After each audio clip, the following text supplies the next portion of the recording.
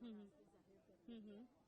भी लगे, क्या वजह रही, क्या कहना चाहिए? देखिए, आज ऐसा लग रहा था तो ये जो बजट था, ये ऐसा लगा चुनावी बजट है। वहाँ पे लगातार कोलकाता की बात की, बंगाल की बात की, ऐसा लग रहा है कि चुनाव यहाँ से लड़ा जा रहा है।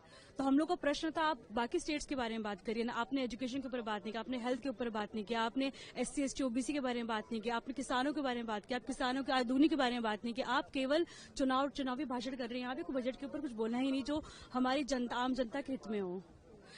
लेकिन आपने इंडो यूएस डील के बारे में भी आप लोगों ने सवाल उठाए और सरकार की तरफ से लगातार क्लैरिफिकेशन। देखिए, सरकार जवाबदेही है, सरकार को जवाब देना चाहिए। लगातार हम लोग इसीलिए प्रदर्शन कर रहे थे क्योंकि हम लोग को जवाब सही नहीं दिया गया। यहाँ पे लगातार बंगाल के बारे में बात किया, ममता दीदी के बारे में बात किया जाए, लेकिन जो मुद्दे हैं उसको एड्रेस नहीं कर रहे हैं। तो लगातार हमने यही कहा कि आप रियल इश्यूज पे बात करिए। आपने बुलेट ट्रेन, हमारे राष्ट्रीय अध्यक्ष जी ने बुलेट ट्रेन के बारे में बात की, लेकिन आपने उसके ऊपर भी जवाब नहीं दिया है। तो मुझे लगता है ये जो बजट का जो भाषण है, ये सिर्फ चुनावी भाषण था, आंकड़ों का भाषण था। बड़े बड़े शब्द दिखाए गए, बड़े बड़े शब्द का उपयोग किया गया, लेकिन इस बजट में कुछ नहीं था आम आदमी के लिए। किसानों के खिलाफ लगातार जो नारे भी लगे, लगातार सरकार की तरफ से क्लैरिफिकेशन दिया जा रहा है, प्रेस कॉन्फ्रेंस किया जा रहा है, रिएक्शंस आ रहे हैं कि सरकार ने कोई भी ऐसा डील नहीं किया जिसमें कि किसानों का अहित हो। फिर उसके बाद जवाबदेही भी वो दे रहे हैं, फिर भी ये कहा जा रहा है कि जवाब नहीं देना है। तो किस तरीके का क्लैरिफिकेशन? देखिए, बोलने में और करने में फर्क होता है, और अगर आप ग्राउंड लेवल पे जाएंगे तो किसान इनसे नाराज है, किसान इनका विरोध कर रहा है, किसान धरने पे बैठ रहा है, लेकिन लगातार यही सरकार है जो किसान को ही आतंकवादी कहते हैं ये लोग।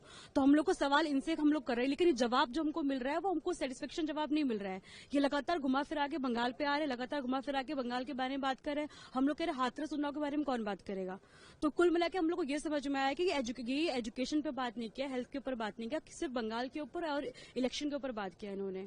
गर्मियों की छुट्टी होने वाली थी, मेरे पापा आने वाले थे, तो हम लोग सभी खुश थे। तो मैं एक बेड पे चढ़ के डांस कर रहा था, लेकिन वो पहले ही आ गए। फ्रीज।